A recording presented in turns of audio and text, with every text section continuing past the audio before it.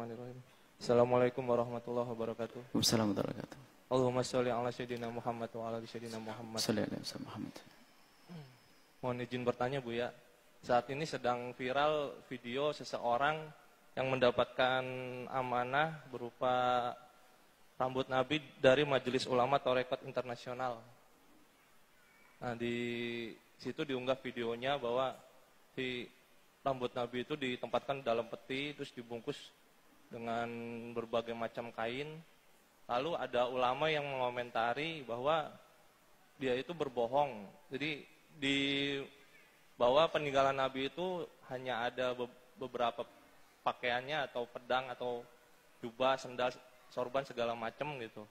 Lalu banyak netizen yang berkomentar, kan di video itu banyak orang yang mengecup rambut Nabi tersebut.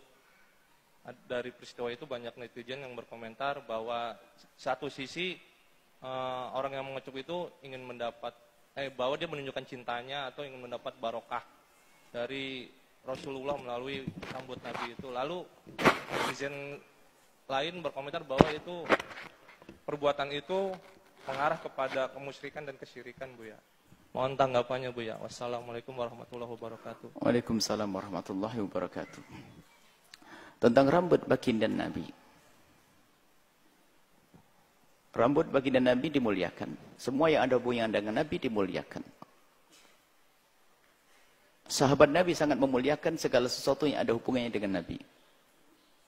Jubah Nabi, apalagi termasuk bagian daripada yang tumbuh pada Nabi seperti rambut. Direbutkan oleh mereka. Bahkan kisah mereka menjaga rambut Nabi banyak. Sampai ada riwayat kalau Nabi potong rambut, nggak ada yang pengen kalau rambutnya jatuh dengan dua alasan. Sayang rambut Nabi ingin disimpan, yang kedua tidak ingin ada rambut Nabi yang diinjak oleh orang. Sayyidina Khalid pun menyimpan rambut di kopiahnya. Banyak kisah rambut. Akan tapi apakah selama ini rambut yang didengar ini benar atau tidak? Ini. Kalau masalah rambut Nabi ada yang menjaga. Nabi itu bukan seperti dirimu, nggak ada yang memperhatikan. Siapa yang ngambil rambutmu? Rambut saya dibuang setiap hari. Ini Nabi, jangan disamakan dong. Yang memperhatikan rambut Nabi banyak, baju Nabi banyak, peninggalan Nabi, sandal Nabi sampai hari ini juga ada. Kalau urusan Nabi jangan disamakan dengan orang lain. Nah, kemudian tentang rambut-rambut yang selama ini benar atau tidak, ini pembahasan lain. Jadi Anda jangan membatasi peninggalan Nabi hanya ada itu saja. Ini juga nggak dibenarkan. Karena apa? Yang perhatian kepada Nabi itu luar biasa. Semua sampai langkah Nabi, tingkah laku Nabi ini diperhatikan oleh para sahabat Nabi SAW. Wudhu Nabi airnya berebut. Baik. Nah, apakah benar atau tidak? Nah, ini kaidahnya apa yang harus kita hadirkan di saat kita melihat ada orang ini rambut Nabi SAW. Baik. Kalau kita mempercayai, pertanyaan mungkin tidak kalau itu rambut Nabi. Setelah kita punya kaidah yang pertama, rambut yang perhatikan Nabi banyak, ya kan? Yang perhatikan Nabi, sahabat Nabi perhatikan Nabi saat rambutnya, bajunya diperhatikan oleh sahabat Nabi. Baik, atas dasar kaidah ini ada pertanyaan. Mungkin tidak kalau itu rambut Nabi SAW?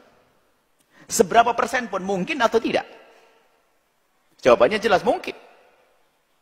Jadi mungkin bohong juga? Ya mungkin bohong orang itu.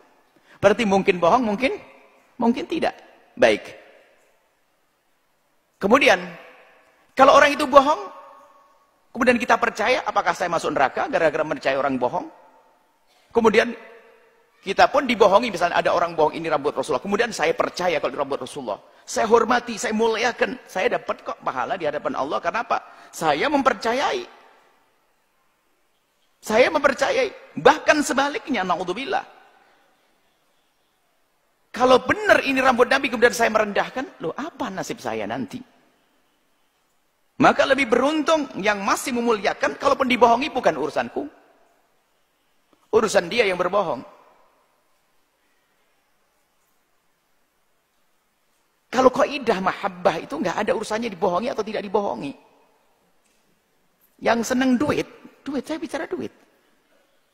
Dikasih kabar, duit palsu padahal senang dia nerima, apa enggak? Wah, duit palsu simpan di lemarinya setiap hari. Aku merasa punya duit, senang. Padahal duit palsu. Karena dengan hati, ini duit, mohon maaf ini. Bagaimana dengan Rasulullah dikasih tahu ini rambutnya Rasulullah. Kok biasa saja? Loh, ini rambut Rasulullah. Langsung surat, oh bohong itu. Mendustakan tidak semudah itu. Tapi kaidah selamat lebih mudah saya percaya daripada saya mendustakannya. Sebab apa? Kalau saya mempercayai, saya menghormat, nggak akan ada bahaya kepada apapun. Karena saya menghormat atas dasar keyakinan saya. Saya mengira itu rambut Nabi, saya hormat, saya muliakan, selamat saya dapat pahala kok. Tapi sebaliknya kalau saya mendustakan, saya tidak peduli, saya tidak menghormat, saya telah merendahkan. Nasib buruk. Maka kaidah percaya lebih mudah dalam hal ini. Saya percaya kalau ada orang bohong urusan dia. Alhamdulillah saya melihat orang-orang yang anggap saja itu dibohongi. Tapi saya melihat orang hatinya lembut. Suatu ketika ada rambut Nabi, dikatakan rambut Nabi keluar. Orang mencium pada menangis. Apa yang menjadikan mereka menangis? Kalau rambut saya tidak kira nangis orang ini. Karena dia merasa ini rambutnya Rasulullah, menangis. Berarti ada di dalam hati mereka mahabbah kepada Rasulullah. Ini membanggakan saya. Saya melihat umat seperti itu. Kalau masalah rambut bohong, urusan yang bohong. Ini kaidahnya. Jangan gampang mudah mendustakan. Dusta. Jadi selagi itu mungkin, yang percaya oke. Yang percaya alhamdulillah. Kemudian jika mempercayai, menghormati dan sebagainya, enggak salah, enggak dosa. Termasuk saya hubungkan dengan masalah ahli bait Rasulullah SAW. Jika ada orang datang kepadamu, dia mengaku dia ahli bait Rasulullah, lebih mudah saya, lebih enak saya percaya daripada saya mendustakan. Sebab kalau saya mempercayai, saya menghormati dia. Kalau salah, dapat pahala di hadapan Allah, dia yang bohong kok.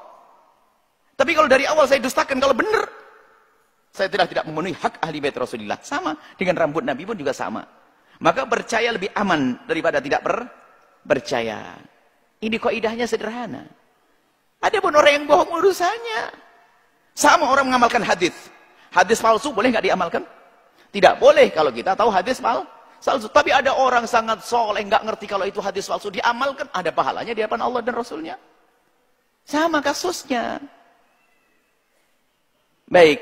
Rambut bukan kayak hadis, silsilahnya kan hadis. Kalau rambut nggak ada urusan amal dan sebagai urusan percaya. Kalau hadis kan ada silsilah buku hadisnya, rijalul hadisnya. Kalau rambut ya antara bohong dan tidak bohong. Tapi bagi kita lebih enak mempercayai, kemudian kita memuliakannya. Kalaupun tidak, kalau kita bisa muliakan mungkin dengan tetesan air mata, tanda hatimu ada cinta dengan Rasulullah. Selesai, sampai di sini kita sudah beruntung kok. Kemudian yang ketiga, bab mencium. Kalau atas dasar keyakinan, kalau kita tahu itu bukan rambut Nabi, kemudian kita cium, ya ngapain kita cium? Tapi kalau kita tahu dan kita yakin di dalam hati kita, atau percaya paling tidak, mempercayai yang belum percaya, dugaan kuat kalau itu rambut Rasulullah. Apa salahnya mencium? Dari mana ada mencium syirik itu? Mana ada mencium syirik? Mencium rambut Nabi syirik mana? Nggak ada mencium rambut Nabi syirik. Berita di mana? Memang ada yang menyebutkan Allah mencium rambut Nabi syirik. Mencium rambut Nabi tidak syirik. Mencium tangan Nabi tidak syirik. Mencium sesuatu yang dicium Nabi pun tidak syirik.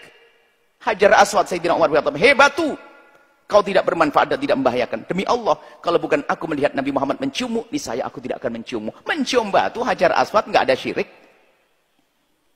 Alasannya Pak, ini dicontohkan Nabi, malah ini rambut Nabi.